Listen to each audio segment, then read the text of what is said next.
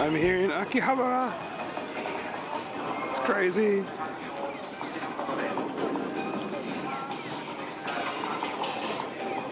It's all happening in Akihabara. And I believe this is the place I want to be. I've already gone wrong once, but I think this is the building that I want to be in for scale models. Let's go see.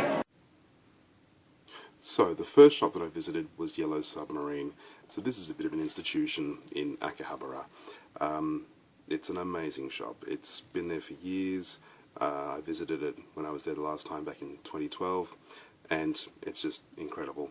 I've had to re-record over the top of what I originally recorded in this video, but you know, again, it's a bit of a music copyright issue in the background. This is the armour section, the 135th armour section, so they've got 2 aisles of this.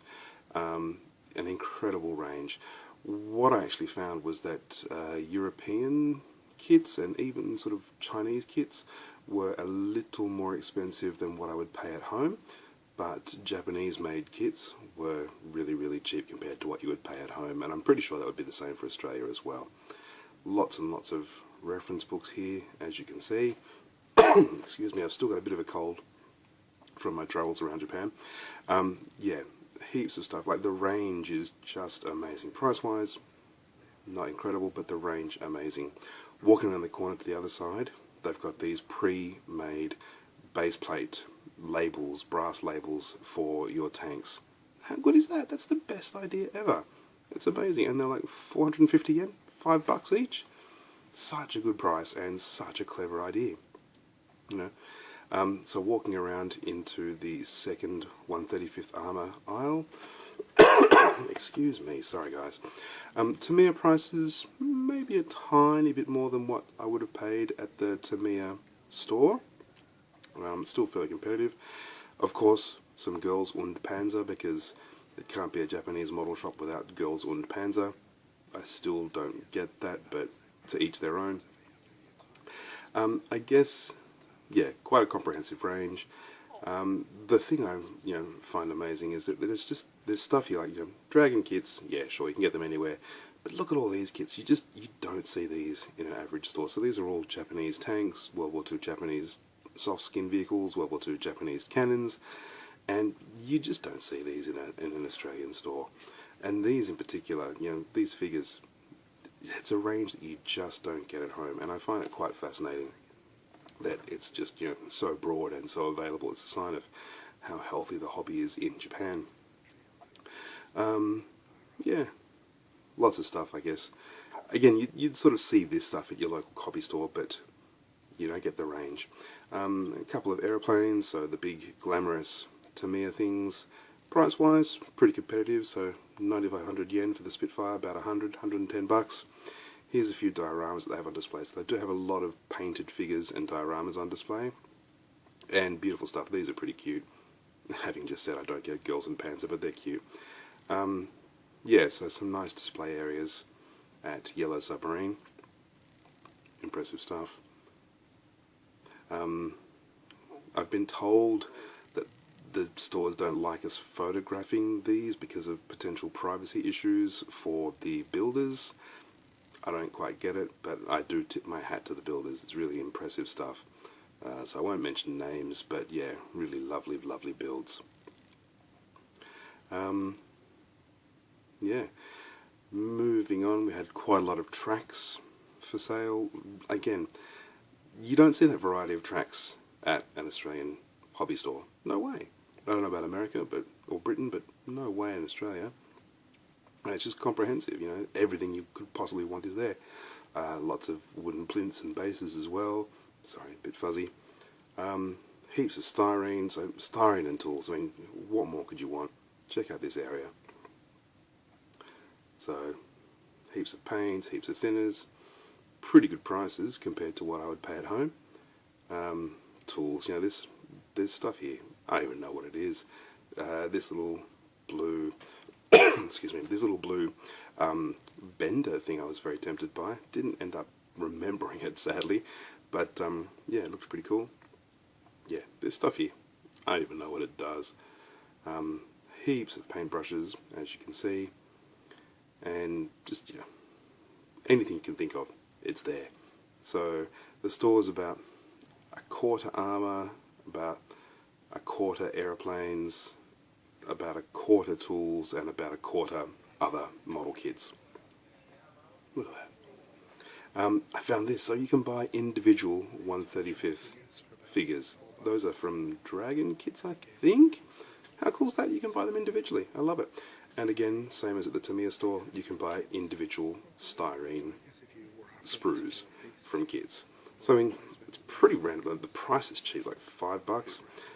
Pretty random. You'd have to be pretty lucky to find what you were after. But if you're scratch building, amazing. You know, that's the best. Cool. But yeah, your chances of finding your particular kit, the piece you're missing, pretty slim.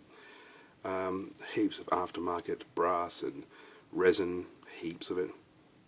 Yeah, you get an idea here. And price-wise, very competitive, I thought there.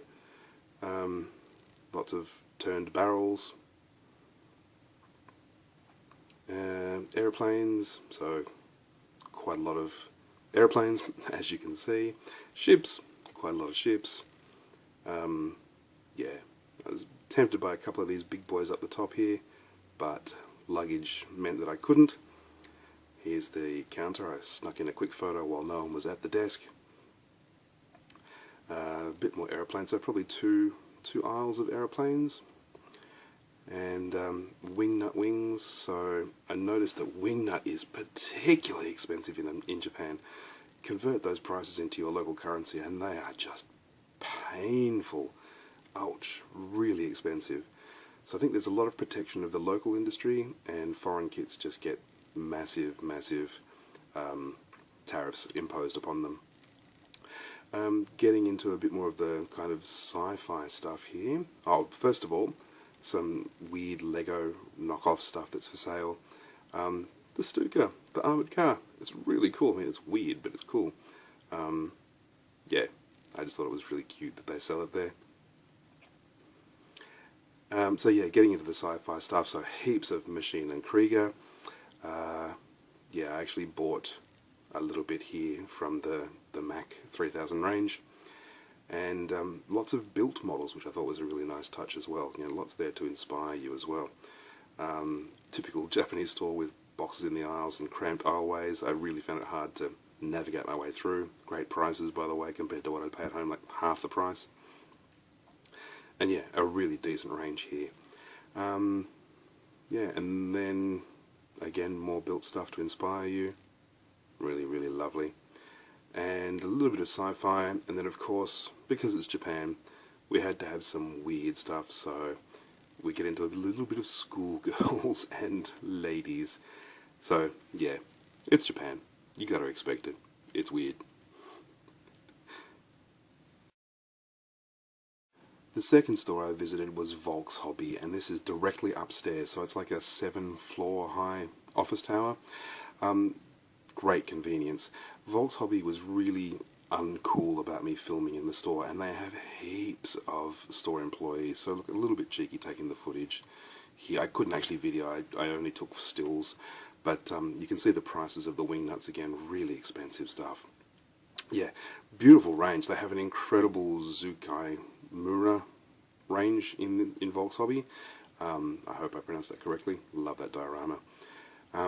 Yeah, massive range. What I did like is that in their armour section, they sorted into modern American, modern German, World War II Japanese, World War II German, similar to what Tamiya does. But yeah, I just didn't get to do justice there, unfortunately. It's a great store, but they didn't like me filming in there, so I have very little to show you. Sorry, guys. And then the final store that I went to was Leonardo's second-hand models, which is about a 10-minute walk north from Akihabara station. Oh my god, it's amazing.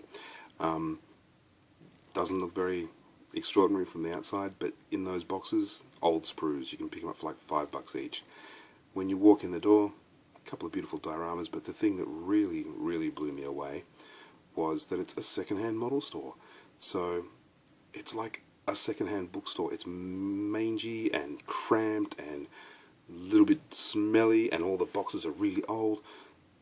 But it's amazing, you know, it's like stepping back in time. They have incredible, incredible models there. that you just don't see anymore. Ignore the Hot Wheels stuff. I don't know what that's about. But yeah, the place is like a second-hand bookstore, so you can't go in expecting to find something. You'd be struggling to look for one particular thing. But the joy is looking through the range and just seeing what they have. And you know, they have really valuable old kits. They have really common old kits. Look at that. I love that line art. That box art. Heaps of planes. Yeah, it's got everything you could want. The prices are pretty competitive, but it's the thrill of the hunt, I think, in this place. 132nd Air, decals, and it's massive. There's shelves and shelves and shelves and shelves. I loved it. It was extraordinary. Yeah, I mean, sorry, shaky footage, but cars, planes, ships, armor, they've got everything. Excuse me. Yeah, just the joy of the hunt. So I spotted this kit that I made when I was about 15, the Messerschmitt BF 110, and you know, 3,800 yen, maybe 45 bucks Australian. So a little bit expensive, but you know, for a trip down memory lane, amazing. So look at the age of these kits. I've been told that a couple of these are actually a little bit expensive now, like actually valuable.